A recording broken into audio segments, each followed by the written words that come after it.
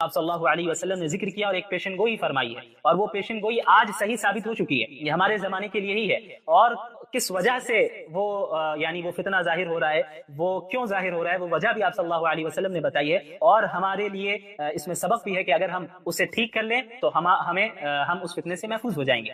تو وہ روایت سنن ابی داؤد کی روایت ہے، حدیث نمبر 4297 ہے۔ حضرت ثوبان رضی اللہ عنہ فرماتے ہیں کہ قال رسول اللہ صلی اللہ علیہ وسلم یوشک الامم ان تداعى علیکم کما تداعى الاکلۃ الى قصعتها فقال قائل ومن قلۃ نحن یومئذ۔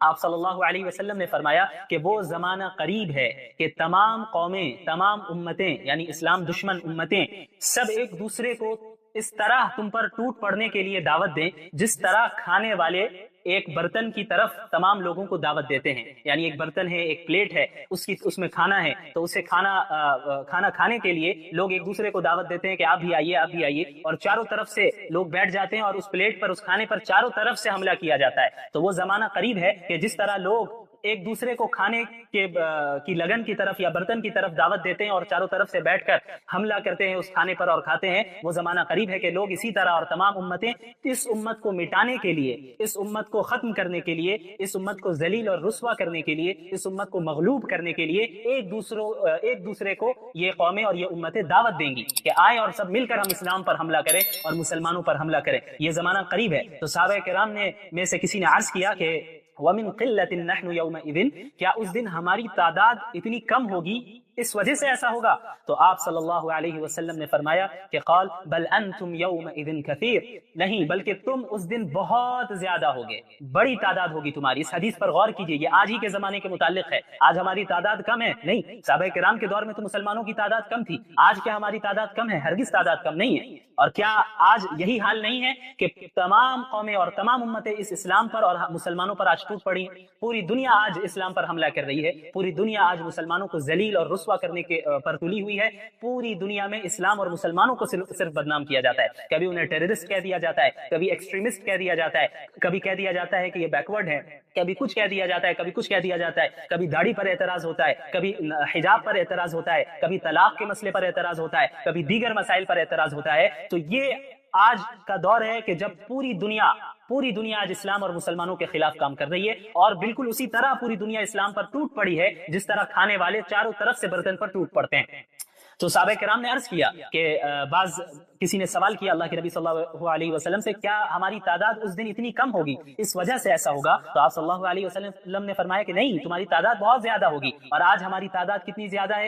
فاسٹسٹ گروئنگ ریلیجن اگر کوئی ہے تو وہ اسلام ہے۔ سب سے تیزی سے کے ساتھ جو مذہب پھیل رہا ہے پوری دنیا میں وہ اسلام ہے۔ ہمارے یہاں تعداد کی کمی نہیں ہے، لیکن آپ صلی اللہ علیہ وسلم نے آگے کیا فرمایا، اس پر غور کیجئے، وَلَكِنَّكُمْ غُثَاءٌ كَغُثَاءِ السَّيْلِ، لیکن تمہاری تعداد تو بہت زیادہ ہوگی لیکن تم سیلاب کے کوڑے کرکٹ کی طرح ہوگے۔ جب کوئی سیلاب آتا ہے تو ساتھ میں کوڑے کرکٹ کو بھی لیتا آتا ہے، تو اس کوڑے کرکٹ کی کوئی حیثیت اور اہمیت نہیں ہوتی، وہ بے جان چیز ہوتی ہے، بے وزن چیز ہوتی ہے، اس سے کوئی نفع نہیں پہنچ سکتا۔ تو لہٰذا آپ صلی اللہ علیہ وسلم نے فرمایا کہ تم بھی اسی طرح ہو گئے ہوگے، یعنی تمہاری حیثیت نہ اللہ کے نزدیک کچھ ہوگی، نہ ہی دنیا والوں کے نزدیک تمہاری کوئی حیثیت ہوگی۔ اور آپ صلی اللہ علیہ وسلم نے فرمایا وَلَيَنزِعَنَّ اللَّهُ مِن صُدُورِ عَدُوِّكُمُ الْمَهَابَةَ مِنْكُمْ، اور اللہ تعالیٰ تمہارے دشمنوں کے دلوں سے تمہارا خوف، تمہارا رعب اور تمہاری ہیبت کو نکال دے گا، یعنی دشمن تم سے ڈریں گے نہیں۔ اور آج یہی حال ہے، پوری دنیا کو اسلام سے کوئی ڈر تھوڑی ہے، کیونکہ ہمارے پاس کچھ ہے ہی نہیں۔ جب تک خلافت عثمانیہ کا قیام تھا تو پھر بھی بہرحال ایک ڈر تھا، اگرچہ وہ خلافت عثمانیہ خلافت راشدہ نہیں تھی، وہ خلافت اگرچہ ملوکیت تھی، لیکن اس کے باوجود خلافت کا ایک ڈھانچہ کھڑا تھا، اور اس ڈھانچے سے ہی پوری دنیا کو تکلیف تھی، اور اس ڈھانچے سے ہی پوری دنیا بہرحال ڈرتی تھی۔ تو سازش کی گئی اور اس کے بعد خلافت عثمانیہ کو ختم کیا گیا۔ زیادہ دن نہیں ہوئے، ابھی 100 سال بھی نہیں ہوئے، تو خلافت عثمانیہ کو ختم کیا گیا، اور خلافت عثمانیہ کے ختم ہونے کے بعد سب سے زیادہ مسلمان پوری دنیا میں ذلیل ہوئے۔ اتنی ذلت پوری تاریخ میں مسلمانوں کو نہیں ہوئی، اتنا نقصان جتنا خلافت عثمانیہ کے زوال کے بعد ہوا، جو ابھی 100 سال بھی نہیں ہوئے اس کے یعنی سقوط کو، مسلمانوں کو جتنا نقصان ہوا اتنا پہلے پچھلی تاریخ میں نہیں ہوا. تو اس حدیث کو پڑھ کر ایسا معلوم ہوتا ہے کہ گویا شاید اسی صدی کے لیے آپ صلی اللہ علیہ وسلم نے فرمایا. ظاہر سی بات ہے کہ اس وقت آپ صلی اللہ علیہ وسلم اس حدیث کو ارشاد فرما رہے ہیں جب اسلام عروج پر تھا. صحابہ کرام اور مسلمانوں نے اس دین کے لیے تمام چیزوں کی قربانی دی, جان کی بھی اور مال کی بھی. اب اس حدیث کو پہلے مکمل کرتے ہیں. آپ صلی اللہ علیہ وسلم نے فرمایا کہ تمہارے دشمنوں کے دلوں سے اللہ تعالیٰ تمہارا خوف, روب اور ہیبت کو نکال دے گا. آج یہی صورتحال ہے. اس کے بعد آپ صلی اللہ علیہ وسلم نے فرمایا وَلَا يَغْذِفَنَّ اللَّهُ فِي قُلُوبِكُمُ الْوَهْنَ, اور اللہ تعالیٰ تمہارے دلوں میں وہن ڈال دے گا. فَقَالَ قَائِلٌ يَا رَسُولَ اللَّهِ وَمَا الْوَهْنُ, تو پوچھنے والے نے سوال کیا کہ یا رسول اللہ وہن کا مطلب کیا ہے؟ آپ صلی اللہ علیہ وسلم نے فرمایا کہ حب الدنیا و کراہیت الموت, یعنی دنیا کی محبت اور موت کا ڈر. جڑ کی طرف اشارہ کیا, جو اصل وجہ ہے اس کی طرف اشارہ کر دیا. اب آپ دیکھ لیں ہمارے اندر کتنا آج موت کا ڈر ہے اور دنیا کی کتنی محبت ہے. اچھا, کس سے آپ صلی اللہ علیہ وسلم ارشاد فرما رہے؟ صحابہ کرام سے. ظاہر سی بات ہے صحابہ کرام کے اندر یہ چیز داخل ہو, ایسا ہو ہی نہیں سکتا. اگر ایسا ہوتا کہ صحابہ کے اندر دنیا کی محبت ہوتی اور موت کا ڈر ہوتا تو اسلام کے لیے اتنی قربانیاں کبھی نہیں دیتے. بدر کے موقع پر 313 اپنے سے 3 گنا زیادہ طاقت کے سامنے کبھی نہیں جاتے, لیکن وہ گئے کیونکہ ان کے اندر موت کا ڈر نہیں تھا. اس کے علاوہ دنیا کی محبت نہیں تھی, تبھی انہوں نے ہجرت کی اور اپنے گھر کو, اپنے اہل و عیال کو اور اپنے مال اور جائیداد کو مکہ میں چھوڑ دیا اور پھر ہجرت کر کے آئے. تو اس وقت آپ صلی اللہ علیہ وسلم یہ بات ارشاد فرما رہے کہ جب یہ چیز واقع نہیں ہوئی تھی, اور ممکن ہے کہ کئی صدی بعد, بلکہ حقیقت ہے کہ کئی صدی بعد یہ چیز واقع ہوئی. جس طرح پوری امت پر, یعنی اس امت مسلمہ پر پوری دنیا ٹوٹ پڑی ہے, یہ چیز بعد میں واقع ہوئی. شروع میں تو اسلام کا عروج تھا, بالکل عروج تھا. تو آپ صلی اللہ علیہ وسلم نے پیشن گوئی فرمائی. تو صحابہ کو یقیناً تعجب ہوا کہ ایسا کیسے ہو جائے گا کہ ہمارے اندر یہ بیماری, تو ظاہر سی بات ہے نہیں آ سکتی, صحابہ کرام کے اندر تو یہ بیماری نہیں آ سکتی. تو انہیں یہ چیز, اس چیز نے سوچ میں ڈالا کہ آخر کیا وجہ ہو سکتی ہے. یعنی یہ تو ان کو یقین تھا کہ آپ صلی اللہ علیہ وسلم جو فرما رہے ہیں یہ تو ہونا ہے, لیکن وہ یہ سوچنے لگے کہ آخر وجہ کیا ہوگی, ایسا کیوں ہوگا, کیونکہ اب تک تو اللہ ہماری مدد کر رہا ہے, ہم نے اللہ کے لیے قربانیاں دی ہیں اور ہم اخلاص کے ساتھ اللہ کے نبی صلی اللہ علیہ وسلم کے ساتھ جڑے ہوئے ہیں, تو ہمیں فتح تو حاصل ہو رہی ہے, لیکن پوری دنیا مسلمانوں پر ٹوٹ پڑے گی اور آپ صلی اللہ علیہ وسلم فرما رہے ہیں کہ تم سیلاب کے کوڑے کرکٹ کی مانند ہو جاؤ گے, تو اس کی وجہ کیا ہے؟ تو انہوں نے یہی سوچا ہوگا, یہی سوچا جیسا کہ سوال سے ہمیں معلوم ہوتا ہے کہ بھائی باطنی خرابی مسلمانوں کے اندر ہو, یہ تو ہم تصور نہیں کریں گے, لیکن ممکن ہے کہ یہ دنیا دار الاسباب ہے اور اس میں یہاں پہ جس کے پاس زیادہ طاقت ہوتی ہے, زیادہ تعداد ہوتی ہے, تو وہ غالب آ جاتی ہے وہ جماعت عام طور پر عموماً, کیونکہ دار الاسباب ہے. تو ممکن ہے کہ مسلمانوں کی جو یہ صورتحال مستقبل میں ہوگی یہ اسی وجہ سے ہوگی کہ شاید ان کی تعداد کم ہو. اسی لیے آپ صلی اللہ علیہ وسلم سے انہوں نے سوال کیا کہ وَمِن قِلَّةٍ نَحْنُ يَوْمَئِذٍ, کہ ہماری تعداد کم ہونے کی وجہ سے ایسا ہوگا. تو آپ صلی اللہ علیہ وسلم نے فرمایا کہ نہیں, اس کی وجہ ہے وہن, حب الدنیا و کراہیت الموت, کہ دنیا کی محبت اور موت کی کراہت. اور آپ صلی اللہ علیہ وسلم کی یہ پیشن گوئی آج 100% صحیح ثابت ہوئی, اور یہ حدیث آپ صلی اللہ علیہ وسلم کے سچے نبی ہونے کی دلیل ہے کہ آپ نے مستقبل کے متعلق ایسی بات کہی ہے جو آج ہم دیکھ رہے ہیں کہ 100% واقع ہو چکی ہے. اس وقت کے لوگوں نے یہ چیز, اس چیز کو انہوں نے نہیں دیکھا, انہوں نے تو عروج کو دیکھا تھا, لیکن آج ہم 15ویں صدی میں دیکھ رہے ہیں کہ ہماری کیا حالت ہے, کہ ہمارے اندر یہ دو بیماری ہے کہ دنیا کی محبت ہے اور موت کا ڈر ہے. ہم حق کو سپورٹ کرنے سے ڈرتے ہیں, حق کے لیے آواز اٹھانے سے ڈرتے ہیں, ظلم کے خلاف, باطل کے خلاف آواز اٹھانے سے ڈرتے ہیں. کیوں ڈرتے ہیں؟ اسی بات کا ڈر ہے کہ اگر ہم حق کی بات کریں گے تو ہمیں جیل بھیج دیا جائے گا, حق کی بات کریں گے تو ہمارے خلاف کیسز چلیں گے, حق کی بات کریں گے تو ہماری تجارت کو, بزنس کو بند کر دیا جائے گا, حق کی بات کریں گے تو ہمارے گھر والوں کو تکلیف پہنچائی جائے گی. تو یہی تو حب الدنیا ہے, دنیا کی محبت تو اسی کو کہتے ہیں. اگر ہم حق کا ساتھ دیں گے تو ہمارے اوپر دہشت گردی کا الزام لگایا جا سکتا ہے, ایکسٹریمزم کا الزام لگایا جا سکتا ہے, بہت کچھ کیا جا سکتا ہے. تو ہمیں موت کا بھی ڈر ہو سکتا ہے کہ ہمیں جان سے مار دیا جائے. تو یہ دو بیماری ہے, تو یہ جو دو بیماریاں ہمارے اندر ہے, یہی وجہ ہے کہ آج ہم زوال کا شکار ہے, انحطاط کا شکار ہے. آج ہم اس دنیا میں ترقی نہیں کر رہے ہیں. صحابہ کرام کے اندر یہ دو بیماریاں ہرگز نہیں تھی, کوئی بیماری نہیں تھی باطنی بیماری, تبھی انہوں نے کیسر و قصرا کے تخت کو پلٹ دیا. جو دنیا کے جو دو سپر پاورز تھے اس وقت عہد نبوی میں, ان دونوں کو عرب کے لوگوں نے ہرا دیا, اور چند جو تعداد میں مختصر سے اور اسباب میں مختصر سے ایسے لوگوں نے قیصر کو, رومی حکومت کو, رومن امپائر کو ہرا دیا اور وہاں پر اسلام کا جھنڈا لہرایا. تو یہ ایمان کی بدولت ہوا, صرف اسباب سے نہیں ہوتا کچھ, ایمان کی بنیاد پہ ہوتا ہے. اور ان کے اندر موت کا ڈر نہیں تھا, اگر موت کا ڈر ہوتا تو اس طرح نہیں غالب آ پاتے. اسی طرح دنیا کی محبت بھی نہیں تھی. آج یہ تو ایک بہت بڑی چیز ہے کہ ہم حق اور باطل کے لیے کھڑے ہوں, یعنی حق کے لیے کھڑے ہوں اور باطل کے خلاف کھڑے ہوں, یہ تو ایک بہت بڑی چیز ہے. ہمارا جو معاشرہ ہے اپنا, اس میں اگر کوئی منکر کام ہوتا ہے, اس میں اگر کوئی گناہ کا کام ہوتا ہے, تو ہم تو اس کے خلاف بھی نہیں اٹھتے. آپ دیکھ لیں, اچھے سے اچھے دیندار شخص ہے, اگر انہیں کوئی ایسی شادی کی دعوت دی جائے, ایسی شادی میں بلایا جائے جہاں غیر شرعی رسم و رواج ہے, تو وہ ضرور शरीक हो जाता है। आप सल्लल्लाहु अलैहि वसल्लम ने मुस्तक़बिल के मुताल्लिक़ जो पेशन गोइयां फरमाई हैं, उनमें वो जंगें भी शामिल हैं जो मुसलमानों और मुशरिकीन के दरमियान होंगी, और वो जंगें भी शामिल हैं जो मुसलमानों के ही दरमियान आपस में ही जंगें पास में हुई हैं। तो उसी के मुताल्लिक़ उन्हीं जंगों में से, जो मुसलमानों के दरमियान जो जंगें हुई हैं, उन्हीं जंगों में से इसके मुताल्लिक़ आप सल्लल्लाहु अलैहि वसल्लम ने पहले ही पेशन गोई फरमा दी। आप सल्लल्लाहु अलैहि वसल्लम ने फरमाया कि ला तक़ूमु अस्साअतु हत्ता तक़ततिल फ़िअतानि अज़ीमतानि तकूनु बैनहुमा मख़्तलतुन अज़ीमा व दअवाहुमा वाहिदा, कि क़यामत उस वक्त तक कायम नहीं होगी जब तक कि दो बड़े गिरोह, दो बड़ी जमातें आपस में लड़ न लें, और उनके दरमियान जबरदस्त लड़ाई होगी, जबरदस्त खूनरेज़ी होगी। व दअवाहुमा वाहिदा, हालांकि उनका दावा, दोनों का दावा एक होगा, यानी दोनों का दावा एक होगा, दोनों मुसलमान होंगे, दोनों इस्लाम में शामिल होंगे, दाखिल होंगे, और दोनों अल्लाह को मानने वाले, रसूलुल्लाह पर ईमान लाने वाले होंगे, लेकिन उनके दरमियान जबरदस्त जंग होगी। इस हदीस से साबित होता है, यह हदीस सही बुखारी की है जो मैंने अभी आपके सामने रखी है, वो सही बुखारी की रिवायत है, किताबुल फितन की। हजरत अबू हुरैरा रज़ियल्लाहु अन्हु रिवायत करते हैं, और हदीस नंबर है 7121। तो उस तरफ इशारा फरमाया, और ये सन 36 हिजरी में आप सल्लल्लाहु अलैहि वसल्लम की ये पेशन गोई भी बिल्कुल सही साबित हुई, और इस जंग को भी अल्लाह के नबी सल्लल्लाहु अलैहि वसल्लम ने क़यामत की निशानियों में से गिनवाया। यहाँ पर एक बात की मैं मजीद वजाहत करना चाहता हूँ। सहाबा किराम रज़ियल्लाहु अन्हुम अजमईन के दरमियान जो जंगें हुई हैं, उन्हें हम मुशाजरात सहाबा कहते हैं। उनके दरमियान जो इख्तिलाफात हुए, तो उनके मुताल्लिक़ अहलुस सुन्नत वल जमात का क्या नजरिया है, इसे हमें समझ लेना चाहिए, क्या मौक़िफ़ है। याद रखिए, हमारा ये अक़ीदा है कि अंबिया अलैहिस्सलातु वस्सलाम के बाद इंसानों में अफजल तरीन जो जमात है वो सहाबा किराम की जमात है, और अल्लाह और उसके रसूल सल्लल्लाहु अलैहि वसल्लम की इताअत और उनकी इत्तिबा करने में तमाम इंसानों में सबसे आला, सबसे नेक, सबसे तेजी करने वाले, इत्तिबा करने में सहाबा किराम ही है, खैर में सबक़त ले जाने वाले सहाबा किराम ही है, और उन्हीं की खिदमात का नतीजा है कि दीन आज हम तक पहुंचा है, और उन्हीं की कुर्बानियों का नतीजा है कि अल्लाह ताला ने इस दीन को गलबा अता किया। तो सहाबा किराम के दरमियान जो कुछ भी इख्तिलाफात हुए हैं, जो कुछ भी जंगें हुई हैं, उनके मुताल्लिक़ अहलुस सुन्नत वल जमात का ये मुत्तफ़क़ा मौक़िफ़ है कि हम सुकूत इख्तियार करें, खामोशी इख्तियार करें। यानी हम 1400 साल बाद आकर, हमारी और आपकी कोई हैसियत नहीं है कि उस जमात की नियतों पर हम हमला करें, हम फैसला करें कि भाई ये 100% गलत है और ये 100% सही है। हमें ये इख्तियार नहीं दिया गया, बल्कि हमें अपने ईमान की हिफाजत करनी है, और हम किसी फितने में मुब्तला हो जाए, इससे बचने के लिए हमें चाहिए कि सहाबा किराम के मुताल्लिक़ अपनी जुबान को बंद रखें। आज हमारे यहाँ ऐसे कई लोग हैं जो खड़े हो गए हैं और दावा करते हैं और सहाबा किराम के खिलाफ बोलते हैं, हज़रत अमीर मुआविया रज़ियल्लाहु अन्हु के खिलाफ बोलते हैं, और बाद ऐसे भी हैं जो हज़रत मुआविया रज़ियल्लाहु अन्हु के दिफा करते करते हज़रत अली रज़ियल्लाहु ताला अन्हु के मुताल्लिक़ ऐसी बातें बोल देते हैं जो उनके शाया निशान नहीं है। तो इसीलिए अहलुस सुन्नत वल जमात का सबसे बेहतरीन और मुअतदिल और सही मौक़िफ़ यही है कि हम खामोशी इख्तियार करें, कि हम लबकुशाई ना करें, चुप रहें, क्योंकि ये जितने हज़रात हैं ये मुज्तहिद हैं। हज़रत मुआविया रज़ियल्लाहु अन्हु, उनका भी एक मकाम है, वो भी मुज्तहिद थे। हज़रत अली रज़ियल्लाहु ताला अन्हु, उनके मकाम से कौन वाकिफ नहीं है, उनके फज़ाइल से कौन वाकिफ नहीं है,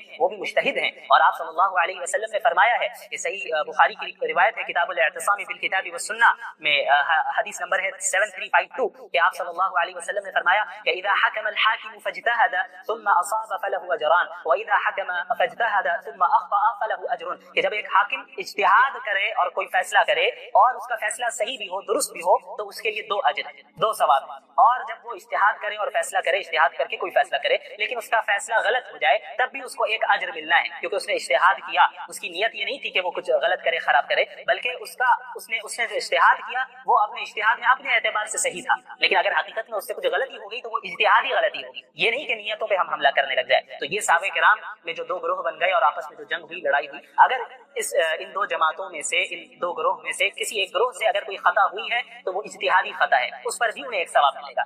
तो हम और आप 1400 साल बाद उठकर, मेरी और आपकी तो ये हैसियत नहीं है कि उस जमात के मुताल्लिक़ हम उन पर एतराज करें, उनकी नियतों पे हमला करें। ऐसे भी लोग हैं जो अलियाज़ु बिल्लाह खड़े होकर बाद सहाबा किराम को मुनाफिक कह रहे हैं। ये बात कैसे सही हो सकती है, जबकि अल्लाह के नबी सल्लल्लाहु अलैहि वसल्लम ने हज़रत हसन रज़ियल्लाहु ताला अन्हु के मुताल्लिक़ फरमाया, सही बुखारी की रिवायत है, किताबुस सुल्ह 2704 हदीस नंबर है, कि इन्ना इब्नी हादा सय्यिदुन व लअल्लल्लाह अन युस्लिह बैन फ़िअतैन अज़ीमतैन मिनल मुस्लिमीन, कि ये मेरा बेटा हसन ये सैयद है, सरदार है, और अल्लाह ताला से उम्मीद है कि मेरे इस बेटे के जरिए अल्लाह ताला मुसलमानों के 2 बड़े ग्रोह के दरमियान सुलह करवाएगा। और फिर ऐसा ही हुआ। जब आप तारीख का मुताला करेंगे तो आपको मालूम होगा कि हजरत अली रज़ियल्लाहु अन्हु के इंतकाल की शहादत के बाद हजरत हसन के हाथों पर मुसलमानों ने बैत की, और वो 2 ग्रोह उसी तरह कायम रहे। हजरत मुआविया रज़ियल्लाहु अन्हु का जो ग्रोह है वो भी उसी तरह कायम रहा। यहाँ हजरत अली की शहादत हुई तो उसके बाद खलीफा मुकर्रर किए गए हजरत हसन, लेकिन हजरत हसन रज़ियल्लाहु ताला अन्हु ने हजरत मुआविया से सुलह कर ली और हजरत मुआविया के हाथों पर रज़ियल्लाहु अन्हु के हाथों पर बैत कर ली, और इस तरह जो 2 ग्रोह बन गए थे मुसलमानों में वो एक हो गए और मुत्तहिद हो गए, जिसकी पेशन गोई आप सल्लल्लाहु अलैहि वसल्लम ने बहुत पहले कर दी थी कि इस बेटे के जरिए, मेरे इस बेटे के जरिए अल्लाह ताला मुसलमानों के मिनल मुस्लिमीन, इस پہ غور کیجیے، مسلمانوں کے دو بڑے گروہوں کے درمیان صلح کروا دے گا. تو اللہ کے نبی صلی اللہ علیہ وسلم دونوں گروہ کو مسلمان کہہ رہے ہیں، دونوں کو مسلمانوں میں شامل کر رہے ہیں. تو جن کے متعلق اللہ کے نبی صلی اللہ علیہ وسلم نے گواہی دے دی کہ وہ مسلمان ہیں، تو ہم 1400 سال بعد اٹھ کر ہم یہ کہیں الیاذ باللہ کہ نہیں ایک گروہ منافق ہے، تو یہ بدبختی کی علامت. ہمیں اس سے دور رہنا چاہیے. اور خصوصاً عوام کو تو میں یہی کہنا چاہوں گا جو عام مسلمان ہیں، انہیں چاہیے کہ ان موضوعات سے، ان ٹاپک سے دور رہے، ان چیزوں میں لگے جن سے آپ کا عملی فائدہ ہو، آپ کی زندگی میں کوئی فائدہ ہو، عمل میں کوئی فائدہ ہو، اس میں اضافہ ہو، آپ کی آخرت بنے. اس کے علاوہ اگر آپ ان مسائل میں الجھ گئے، ان ٹاپکس میں الجھ گئے اور خدا نخواستہ صحابہ کرام کے متعلق لب کشائی کرنے لگ گئے، تو یہ بڑے خطرے کی بات ہے. ہو سکتا ہے جو بھی ایسا کرے اس کی آخرت جو ہے برباد ہو جائے. تو اس لیے ہمیں سکوت اختیار کرنا ہے. اے اللہ اس دن نبی کو شرمندگی میں مبتلا نہ کرنا. اے اللہ کہیں ایسا نہ ہو کہ نبی ہمیں دیکھ کر پہچاننے سے انکار کر دے. اے اللہ ایسا نہ ہو کہ ہم صرف زبانی دعویٰ کرنے والے ہوں.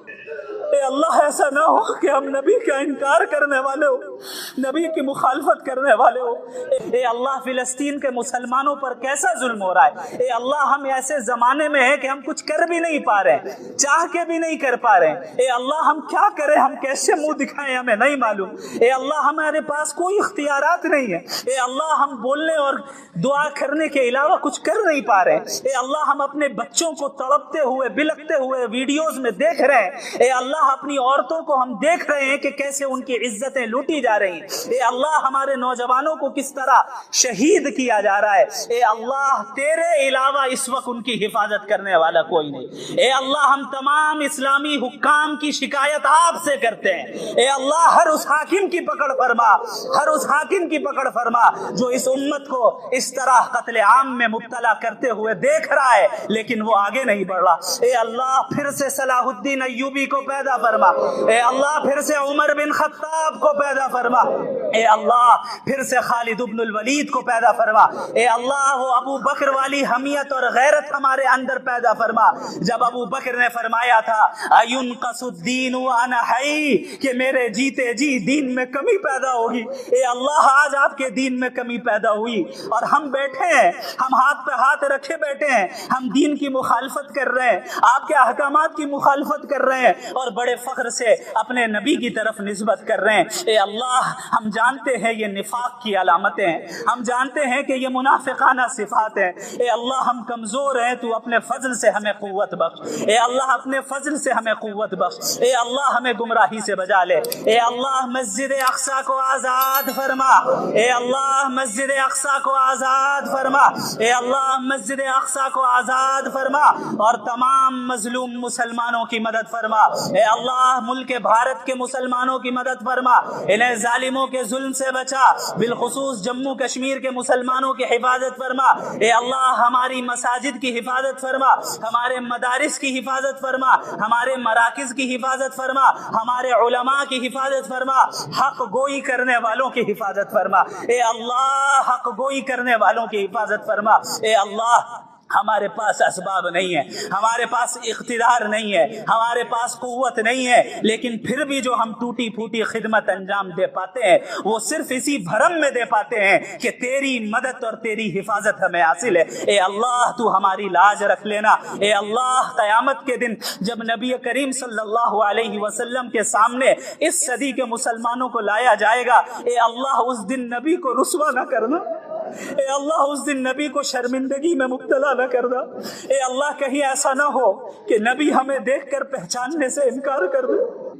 اے اللہ ایسا نہ ہو کہ ہم صرف زبانی دعویٰ کرنے والے ہوں. اے اللہ ایسا نہ ہو کہ ہم نبی کا انکار کرنے والے ہو، نبی کی مخالفت کرنے والے ہو. اے اللہ ہم مجرم آج آپ کے دربار میں اپنے جرم کا اعتراف کرتے ہیں. اے اللہ تو نے تو فرمایا ہے کہ لو بلغت ذنوبک عنان السماء کہ اگرچہ تیرے گناہ آسمانوں تک پہنچ جائے لیکن تو سچے دل سے ہماری طرف رجوع کر لے اور توبہ و استغفار کرے، میں تمام گناہوں کو بخشنے والا ہوں اور مجھے کوئی پرواہ نہیں. اے اللہ ہمارے تمام گناہوں کو معاف فرما، ہمیں تو جذبہ عطا فرما، دین پر چلنے کی توفیق عطا فرما۔ اے اللہ ہمیں موت سے پہلے اس اسلام کا عروج دوبارہ دکھا دے، اے اللہ موت سے پہلے اس اسلام کا عروج دوبارہ دکھا دے۔ اے اللہ اب آنکھیں ترس رہی ہے، اب آنکھیں ترس رہی ہے اس اسلام کو عروج پر دیکھنے کے لیے۔ علماء اسلام کی تو حفاظت فرما جو اس دین کی خدمات کو انجام دے رہے ہیں اور اس دین کی ترقی اور عروج پر اس دین کو لے جانے کی کوششیں کر رہے ہیں۔ اے اللہ ہمارے بچوں کی نسلوں کی حفاظت فرما، ہمارے بچوں کو ایمان سے محروم نہ کر، ہمارے بچوں اور ہماری نسلوں میں ایمان اور ابھی آپ کے سامنے رکھی ہے، وہ صحیح بخاری کی روایت ہے کتاب الفتن کی۔ حضرت ابو ہریرہ رضی اللہ عنہ روایت کرتے ہیں اور حدیث نمبر ہے 7121۔ تو اس طرف اشارہ فرمایا، اور یہ سن 36 ہجری میں آپ صلی اللہ علیہ وسلم کی یہ پیشن گوئی بھی بالکل صحیح ثابت ہوئی، اور اس جنگ کو بھی اللہ کے نبی صلی اللہ علیہ وسلم نے قیامت کی نشانیوں میں سے گنوایا۔ یہاں پر ایک بات کی میں مزید وضاحت کرنا چاہتا ہوں، صحابہ کرام رضی اللہ عنہم اجمعین کے درمیان جو جنگیں ہوئی ہیں انہیں ہم مشاجرات صحابہ کہتے ہیں، ان کے درمیان جو اختلافات ہوئے تو ان کے متعلق اہل السنت والجماعت کا کیا نظریہ ہے، اسے ہمیں سمجھ لینا چاہیے، کیا موقف ہے۔ یاد رکھیے ہمارا یہ عقیدہ ہے کہ انبیاء علیہ الصلاۃ والسلام کے بعد انسانوں میں افضل ترین جو جماعت ہے وہ صحابہ کرام کی جماعت ہے، اور اللہ اور اس کے رسول صلی اللہ علیہ وسلم کی اطاعت اور ان کی اتباع کرنے میں تمام انسانوں میں سب سے اعلیٰ، سب سے نیک، سب سے تیزی کرنے والے اتباع کرنے میں صحابہ کرام ہی ہے، خیر میں سبقت لے جانے والے صحابہ کرام ہی ہے، اور انہی کی خدمات کا نتیجہ ہے کہ دین آج ہم تک پہنچا ہے، اور انہی کی قربانیوں کا نتیجہ ہے کہ اللہ تعالیٰ نے اس دین کو غلبہ عطا کیا۔ تو صحابہ کرام کے درمیان جو کچھ بھی اختلافات ہوئے، جو کچھ بھی جنگیں ہوئی ہیں، ان کے متعلق اہل السنت والجماعت کا یہ متفقہ موقف ہے کہ ہم سکوت اختیار کریں، خاموشی اختیار کریں، یعنی ہم 1400 سال بعد آ کر ہماری اور آپ کی کوئی حیثیت نہیں ہے کہ اس جماعت کی نیتوں پر ہم حملہ کریں، ہم فیصلہ کریں کہ بھئی یہ 100% غلط ہے اور یہ 100% صحیح ہے۔ ہمیں یہ اختیار نہیں دیا گیا، بلکہ ہمیں اپنے ایمان کی حفاظت کرنی ہے، اور ہم کسی فتنے میں مبتلا ہو جائے اس سے بچنے کے لیے ہمیں چاہیے کہ صحابہ کرام کے متعلق اپنی زبان کو بند رکھیں۔ آج ہمارے یہاں ایسے کئی لوگ ہیں جو کھڑے ہو گئے ہیں اور دعویٰ کرتے ہیں اور صحابہ کرام کے خلاف بولتے ہیں، حضرت امیر معاویہ رضی اللہ عنہ کے خلاف بولتے ہیں، اور بعض ایسے بھی ہیں جو حضرت معاویہ رضی اللہ عنہ کے دفاع کرتے کرتے حضرت علی رضی اللہ تعالی عنہ کے متعلق ایسی باتیں بول دیتے ہیں جو ان کے شایع نشان نہیں ہے۔ تو اسی لیے اہل السنت والجماعت کا سب سے بہترین اور معتدل اور صحیح موقف یہی ہے کہ ہم خاموشی اختیار کریں، کہ ہم لب کشائی نہ کریں، چپ رہیں، کیونکہ یہ جتنے حضرات ہیں یہ مجتہد تھے۔ حضرت معاویہ رضی اللہ عنہ ان کا بھی ایک مقام ہے، وہ بھی مجتہد تھے۔ حضرت علی رضی اللہ تعالی عنہ ان کے مقام سے کون واقف نہیں ہے، ان کے فضائل سے کون واقف نہیں ہے، وہ بھی مجتہد ہیں۔ اور آپ صلی اللہ علیہ وسلم نے فرمایا ہے، یہ صحیح بخاری کی روایت ہے کتاب الاعتصام بالکتاب والسنہ میں، حدیث نمبر ہے 7352، کہ آپ صلی اللہ علیہ وسلم نے فرمایا کہ اذا حکم الحاکم فاجتہد ثم اصاب فلہ اجران واذا حکم فاجتہد ثم اخطأ فلہ اجر، کہ جب ایک حاکم اجتہاد کرے اور کوئی فیصلہ کرے اور اس کا فیصلہ صحیح بھی ہو، درست بھی ہو، تو اس کے لیے 2 اجر ہیں، 2 ثواب ہیں، اور جب وہ اجتہاد کرے اور فیصلہ کرے، اجتہاد کر کے کوئی فیصلہ کرے لیکن اس کا فیصلہ غلط ہو جائے تب بھی اس کو 1 اجر ملنا ہے، کیونکہ اس نے اجتہاد کیا، اس کی نیت یہ نہیں تھی کہ وہ کچھ غلط کرے، خراب کرے، بلکہ اس نے جو اجتہاد کیا وہ اپنے اجتہاد میں اپنے اعتبار سے صحیح تھا، لیکن اگر حقیقت میں اس سے کچھ غلطی ہو گئی تو وہ اجتہادی غلطی ہوگی، یہ نہیں کہ نیتوں پہ ہم حملہ کرنے لگ جائے۔ تو یہ صحابہ کرام میں جو 2 گروہ بن گئے اور آپس میں جو جنگ ہوئی، لڑائی ہوئی، اگر ان 2 جماعتوں میں سے، ان 2 گروہ میں سے کسی ایک گروہ سے اگر کوئی خطا ہوئی ہے تو وہ اجتہادی خطا ہے، اس پر بھی انہیں 1 ثواب ملے گا۔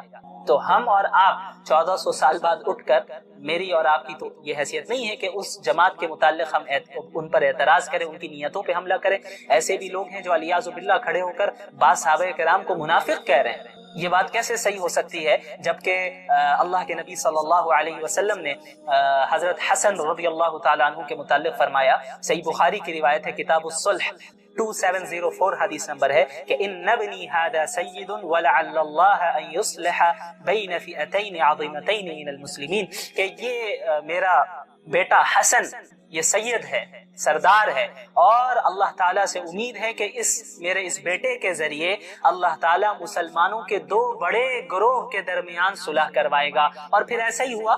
جب آپ تاریخ کا مطالعہ کریں گے تو آپ کو معلوم ہوگا کہ حضرت علی رضی اللہ عنہ کے انتقال کی شہادت کے بعد حضرت حسن کے ہاتھوں پر مسلمانوں نے بیعت کی، اور وہ دو گروہ اسی طرح قائم رہے۔ حضرت معاویہ رضی اللہ عنہ کا جو گروہ ہے وہ بھی اسی طرح قائم رہا۔ یہاں حضرت علی کی شہادت ہوئی تو اس کے بعد خلیفہ مقرر کیے گئے حضرت حسن، لیکن حضرت حسن رضی اللہ تعالی عنہ نے حضرت معاویہ سے صلح کر لی اور حضرت معاویہ کے ہاتھوں پر رضی اللہ عنہ کے ہاتھوں پر بیعت کر لی، اور اس طرح جو دو گروہ بن گئے تھے مسلمانوں میں وہ ایک ہو گئے اور متحد ہو گئے، جس کی پیشن گوئی آپ صلی اللہ علیہ وسلم نے بہت پہلے کر دی تھی کہ اس بیٹے کے ذریعے، میرے اس بیٹے کے ذریعے اللہ تعالیٰ مسلمانوں کے من المسلمین، اس پہ غور کیجئے، مسلمانوں کے دو بڑے گروہوں کے درمیان صلح کروا دے گا۔ تو اللہ کے نبی صلی اللہ علیہ وسلم دونوں گروہ کو مسلمان کہہ رہے ہیں، دونوں کو مسلمانوں میں شامل کر رہے ہیں۔ تو جن کے متعلق اللہ کے نبی صلی اللہ علیہ وسلم نے گواہی دے دی کہ وہ مسلمان ہیں، تو ہم 1400 سال بعد اٹھ کر ہم یہ کہیں علیاذ باللہ کہ نہیں ایک گروہ منافق تھا، تو یہ بدبختی کی علامت ہے۔ ہمیں اس سے دور رہنا چاہیے، اور خصوصاً عوام کو تو میں یہی کہنا چاہوں گا جو عام مسلمان ہیں، انہیں چاہیے کہ ان موضوعات سے، ان ٹاپک سے دور رہیں،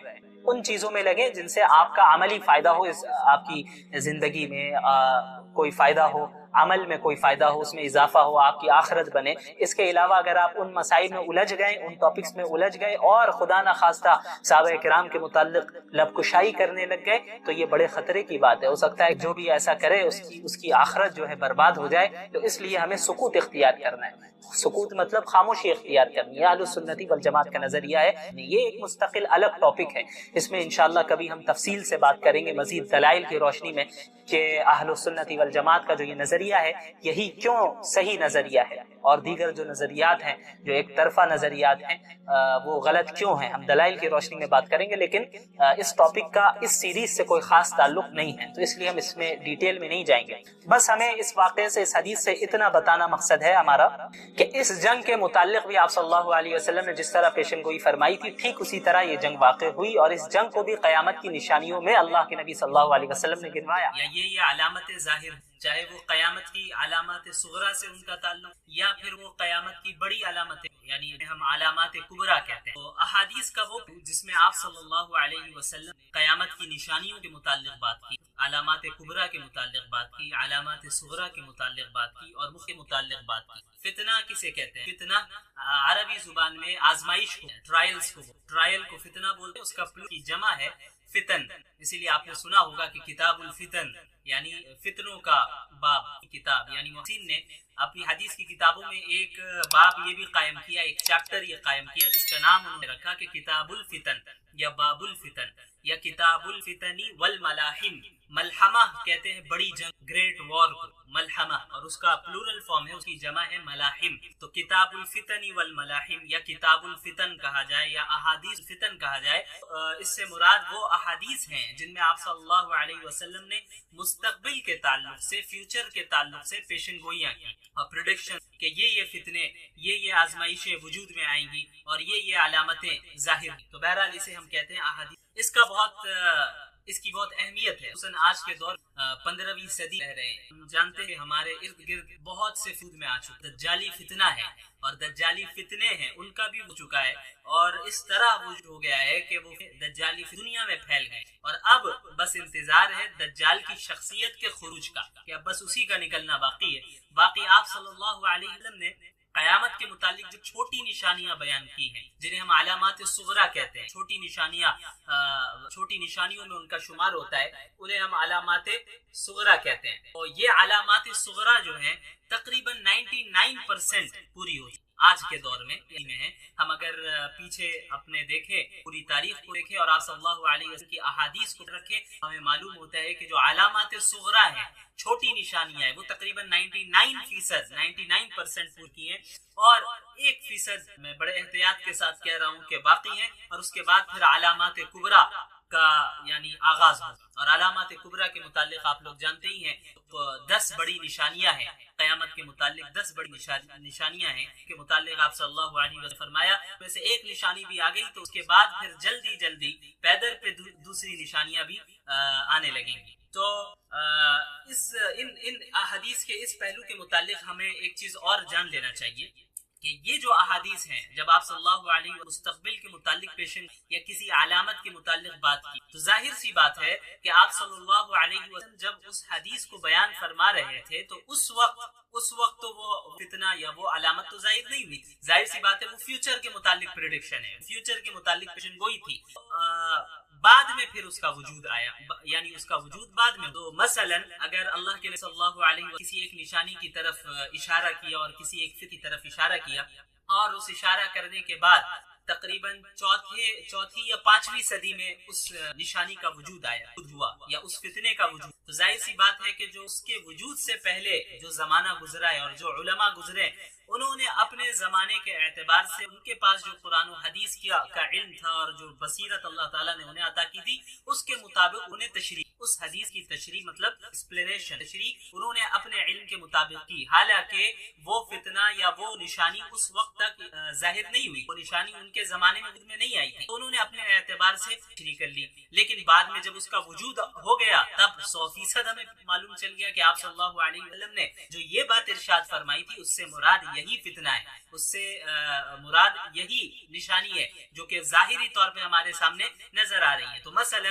ایک آپ صلی اللہ علیہ وسلم نے نشانی بیان کی اور اس کا وجود کب ہو رہا ہے, اس فتنے کا وجود, نشانی کا وجود کب ہو رہا ہے, ظہور کب ہو رہا ہے 5ویں صدی میں. تو ابھی 500 سال تک جن علماء نے ایکسپلینیشن اور تشریح کی انہوں نے اپنے اعتبار سے. ممکن ہے یہ ضروری نہیں ہے کہ 100% علماء نے وہی 100% اسی مطابق وہ فتنہ وجود میں آیا ہو, بلکہ وہ تبدیل ہو سکتا ہے کیونکہ علماء نے اپنے علم کے اعتبار سے اس حدیث کو ایکسپلین کیا. لیکن جب اس فتنے کا وجود ہوا, جب اس نشانی کا ظہور ہوا, تبھی اسی وقت ہم سمجھ سکتے ہیں کہ اچھا ایگزیکٹ یہ مطلب تھا, ایگزیکٹ مطلب کیا تھا وہ اسی وقت پتہ چل سکتا ہے. اسی طرح ہم آج 15ویں صدی میں ہیں, نشانیاں جو 1400 سال میں اب تک ظاہر ہوئی ہیں اور وہ میں آ چکے ہیں کے متعلق کوئی دو رائے نہیں ہے کہ آپ صلی اللہ علیہ وسلم نے پہلے ہی کوئی فرما دی تھی اور وہ چیزیں بالکل ظاہر ہوتی ہیں. ہم دیکھ رہے ہیں ماضی میں ظاہر ہوئی چیزیں اور آج بھی ہم دیکھ رہے ہیں کہ وہ فتنہ وجود میں آ چکے ہیں. لیکن بہت سی نشانیاں ایسی ہیں جو ہمارے زمانے میں بھی آج 2021 میں بھی ابھی ان کا وجود نہیں ہوا ہے, وہ نشانیاں نہیں آئی ہیں. جیسے اگزامپل کے طور پر آپ قیامت کی بڑی نشانیاں لے لیں, تو قیامت کی جو بڑی نشانیاں ہیں وہ ظاہر سی بات ہے ہمارے زمانے میں ابھی ظاہر نہیں ہوئی, وہ نشانیاں ظاہر ہوں. ان احادیث کو علماء کرام اپنے زمانے کے اعتبار سے بیان کرتے ہیں, لہٰذا اس میں علماء کے درمیان اس کی ایکسپلینیشن تھوڑا بہت اختلاف ہو جاتا ہے. مثلا آپ نے سنا ہوگا بہت سے لوگ کہ یاجوج ماجوج کے متعلق جب بات ہوتی ہے تو بعض لوگ کہتے ہیں کہ نہیں یہ جو یورپین کنٹری لوگ ہیں, یا بعض کہتے ہیں یہ جو چائنا کے رہنے والے یہی لوگ یاجوج, اور بعض کہتے ہیں کہ نہیں یہ صحیح معنی میں ایسے افراد ہیں جو ابھی بند ہیں اور وہ کہاں ہیں ہمیں نہیں معلوم. تو ایسی چیز کے متعلق ہمارا کیا رویہ ہونا چاہیے؟ ہمارا رویہ ہونا چاہیے کہ کسی بھی ایک عالم کی کو لے کر دیگر تمام علماء کی رائے کی تردید نہیں کرنی چاہیے, کیونکہ اس کا تعلق فیوچر سے. ہاں اس چیز کی, اس بات کی پاسبلٹی ہے کہ فلاں عالم دین جو بات ارشاد فرما رہے ہیں ایسا سچ ہو سکتا ہے اور فلاں جو کہہ رہے ہیں وہ بھی سچ ہو سکتا ہے. لیکن دونوں میں سے زیادہ صحیح رائے کون سی ہے, یعنی صحیح رائے بھی کون سی ہے, یہ تو اسی وقت ہمیں معلوم چلے گا جب فتنے کا وجود ہو جائے گا, جب وہ نشانی ظاہر ہو جائے گی. تو اس سے پہلے کسی ایک رائے پر حتمی فیصلہ کر دینا کہ نہیں فلاں عالم دین نے یاجوج ماجوج کے متعلق جو رائے دی وہی صحیح ہے, اس کے متعلق کوئی رائے صحیح نہیں ہے, یہ زیادتی ہوگی. ایسا کرنا مناسب نہیں ہے کیونکہ اس کا تعلق فیوچر سے, اور فیوچر اللہ کے سوا کوئی نہیں جانتا, اور وحی کا سلسلہ منقطع ہو چکا ہے. اللہ تعالیٰ کے متعلق اگر کوئی بات بندوں کو بتاتے تو اللہ کے نبی صلی اللہ علیہ وسلم کے ذریعے بتاتے, لیکن اب نبوت کا سلسلہ بند ہو چکا ہے تو اب فیوچر کے متعلق کوئی دعویٰ نہیں کر سکتا, اس کا علم صرف اللہ کے پاس ہے. تو اب کون سی ایکسپلینیشن, کون سی صحیح ہے ان فتنوں کے متعلق جو فتنے ابھی وجود میں نہیں آئے ہیں, جن کا تعلق مستقبل سے ہے, تو وہ تو اسی وقت ہمیں پتہ چلے گا. لیکن ہم تمام علماء کے آراء کو, ان کی اوپینینز کو ہم پاسبلٹی کے طور پہ سکتے ہیں کہ فلاں عالم اس سے متعلق, اس نشانی کے متعلق یہ رائے ہے، اس بات کا امکان ہے کہ یہ بات صحیح، اسی طرح فلاں عالم کی یہ بات ہے، یہ رائے ہے، اس بات کا امکان ہے کہ ان کی رائے صحیح۔ ہاں ہم یہ کہہ سکتے ہیں کہ ان میں سے زیادہ بیٹر اوپینین کون سا ہے، ان میں سے زیادہ بہتر رائے کون سی ہے، ہم یہ تو کہہ سکتے ہیں، لیکن کسی ایک عالم دین کی رائے کو لے کر ہم اس طرح کا فیصلہ کریں کہ باقی تمام علماء کی رائے کو یعنی تردید کر اسے رد کر دیں، یہ درست نہیں ہے، کیونکہ ان نشانیوں کا تعلق مستقبل جو ہمارے زمانے میں ان نشانیوں کا اب تک وجود نہیں ہوا ہے، اور میں نے بتایا کہ جو نشانیاں وجود میں آلریڈی آ چکی ہیں تو پھر ظاہر سی بات ہے اس دو رائے نہیں، تو یہ رویہ ہمارا ہونا چاہیے احادیث والملاحم کے تعلق خصوصاً۔ چلیے، تو احادیث فتن میں ایک سب سے پہلے تو ہمیں ایک چیز ہمارے سامنے پڑھنا چاہیے، ہمیں سمجھ کہ آپ صلی اللہ علیہ وسلم گوئیاں کی ہیں، اس کا کیا مطلب ہے۔ ایک چیز یہ بھی ہمیشہ یاد رکھیں، آپ صلی اللہ علیہ وسلم کی پیشن گوئیاں ہیں، پریڈکشنز ہیں کے متعلق، وہ صرف خبر نہیں ہے، صرف انفارمیشن نہیں ہے، یعنی ایسا نہیں ہے کہ آپ صلی اللہ علیہ وسلم نے بتا دیا کہ بھئی ایسا ہوگا تو بس ہونا ہے اور ہمیں کوئی ضرورت نہیں، بلکہ احادیث فتن کا جو پہلو ہے، یعنی احادیث کا وہ پہلو جس کا تعلق اور ملاحم سے ہے، ان احادیث کے پھر دو پہلو ہیں۔ ایک پہلو تو یہی ہے کہ اس میں آپ صلی اللہ علیہ وسلم نے خبر دی، انفارمیشن ہے، یہ خبر ہے کہ مستقبل میں یا قیامت کا مستقبل میں ایسا ہونا ہے، یہ چیز وجود میں آئے گی، یہ فتنہ وجود میں آئے گا، یہ نشانی ظاہر ہو، ایک تو خبر ہے، انفارمیشن ہے، لیکن دوسرا پہلو اس میں تنبیہ ہے، تحذیر ہے، کہ امت مسلمہ کو متنبہ بھی آپ صلی اللہ علیہ وسلم کر دیا کہ دیکھو یہ نشانی ظاہر تو ضرور ہوگی، لیکن ہر مسلمان کو چاہیے کہ اس سے بچا رہے، اس فتنے سے اپنے آپ کو محفوظ رکھے، اس آزمائش سے اپنے آپ کو محفوظ رکھے، اس نشانی سے اپنے آپ کو بچا کے رکھے، وہ خود جو ہے شقاوت میں مبتلا نہ ہو جائے، وہ خود گمراہی میں مبتلا نہ ہو جائے، یا ان گمراہی خود میں لانے میں وہ شریک نہ ہو جائے، خود میں لانے میں وہ شریک نہ ہو۔ لہٰذا جب بھی ہم ان احادیث کا مطالعہ کریں، ان احادیث کو پڑھیں جن کا تعلق میں یعنی پیشن گوئیوں سے ہے، پریڈکشن سے ہے، فیوچر کے سے ہے، آزمائشوں سے ہے اور نشانیوں سے ہے، تو پھر ہمیں اس دونوں چیزوں کی رعایت کرنی چاہیے۔ پہلی چیز تو یہی ہے کہ ہاں آپ صلی اللہ علیہ وسلم نے یہ پیش فرمائی ہے تو یہ 100% صحیح ہو کر رہی ہے، چونکہ آپ صلی اللہ علیہ وسلم کا قول ہے اور یہ آپ صلی اللہ علیہ وسلم نے خبر ہمیں دے دی ہے۔ اور دوسرا پہلو کیا ہونا چاہیے کہ ہم اپنے آپ کو، اپنے ایمان کی حفاظت کریں، اپنے گھر والوں اور مسلمانوں کی حفاظت کی فکر کریں، میں ہم مبتلا نہ ہو جائیں، ان فتنوں سے ہم اپنے آپ کو محفوظ رکھیں۔ ظاہر تو ہونا ہے، ان فتنوں کو ظاہر تو ہونا ہے، ان نشانیوں کو ظاہر تو ہونا ہے، لیکن ہم کس طرح ان چیزوں سے بچ سکتے ہیں؟ تو احادیث کے ان پہلو میں آپ صلی اللہ علیہ وسلم ان دونوں جانب ہماری رہنمائی فرما دی ہے کہ کیا نشانیاں آنے والی ہیں اور کس طرح ہمیں بھی رہنا ہے۔ تو ایک حدیث میرے پیش نظر اس وقت سے پہلے حضرت، یہ صحیح بخاری کی روایت ہے، حضرت ابو سعید خدری رضی اللہ تعالی عنہ فرماتے ہیں کہ اللہ کے صلی اللہ علیہ وسلم نے فرمایا لَتَتَّبِعُنَّ سُنَنَ مَنْ كَانَ قَبْلَكُمْ شِبْرًا بِشِبْرٍ وَذِرَاعًا بِذِرَاعٍ حَتَّى لَوْ دَخَلُوا حُجْرَ ضَبٍّ دَخَلْتُمْ قَالُوا قَالَ فَمَنْ۔ اب اس حدیث ترجمہ سن لیں۔ حضرت ابو سعید خدری رضی اللہ عنہ فرماتے ہیں رسول اللہ صلی اللہ علیہ وسلم نے ارشاد فرمایا کہ یقیناً ایسا ہوگا کہ تم یعنی امت مسلمہ یعنی میری پچھلی طریق کی پیروی کرنے لگو گے، پچھلی فالو ہو گے، بالشت برابر بالشت، ذرا برابر ذرا۔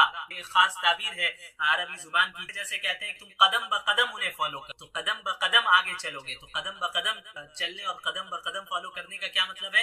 بالکل جس طرح ان لوگوں نے جو حرکتیں کی سیم بالکل اسی طرح کرو۔ اسے عربی میں ایک خاص تعبیر ہے شبر شبرن و ذراعا بذراع۔ شبر کہتے ہیں ایک بالشت، یہ جو بالشت ہے، یہ جو جتنا فاصلہ ہے اسے کیا کہتے ہیں؟ شبر، ایک بالش۔ اور ذراع کسے کہتے ہیں؟ ذراع ہاتھ کی انگلیوں سے لے کر یہاں کی انگلی تک یہ جو حصہ ہے ہاتھ کا، اسے ذراع کہتے ہیں۔ یہ تقریباً 2 بالشت کے برابر ہے، 2 بالشت کے برابر ہے۔ تو یہ بالشت برابر بالشت اور ذراع برابر ذراع، یہ ایک خاص ٹرم ہے، ایک خاص تعبیر، جس کا مطلب یہ ہے کہ تم بالکل سیم ٹو سیم ان کو فالو کرو، جسے ہم اردو میں کہہ سکتے ہیں کہ قدم بقدم چلو گے ان کے ساتھ۔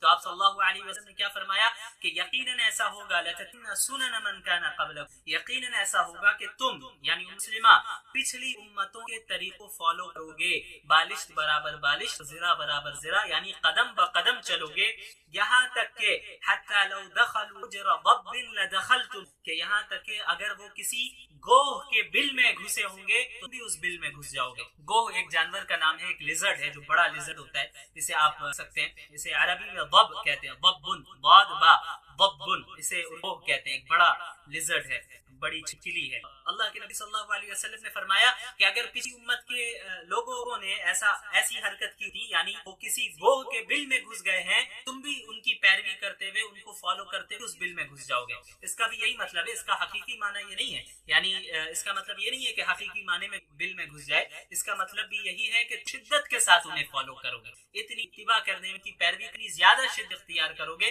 कि अगर वो उनमें से किसी ने ऐसी अहमकाना हरकत भी की है कि अगर वो के बिल में घुस गए हैं, उनको फॉलो करते हुए उसमें घुस जाओगे। फिर आगे सहाबा किराम ने आप सल्लल्लाहु अलैहि वसल्लम से पूछा, दरियाफ्त किया कि अल यहूद व नसारा या रसूलल्लाह, क्या पिछली उम्मतों से कौन मुराद है, क्या यहूद नसारा मुराद है, उससे क्या यहूद नसारा मुराद है? तो आप सल्लल्लाहु अलैहि वसल्लम फरमाए कि फमन, और कौन, यानी किससे मुराद यहूद और नसारा ही है।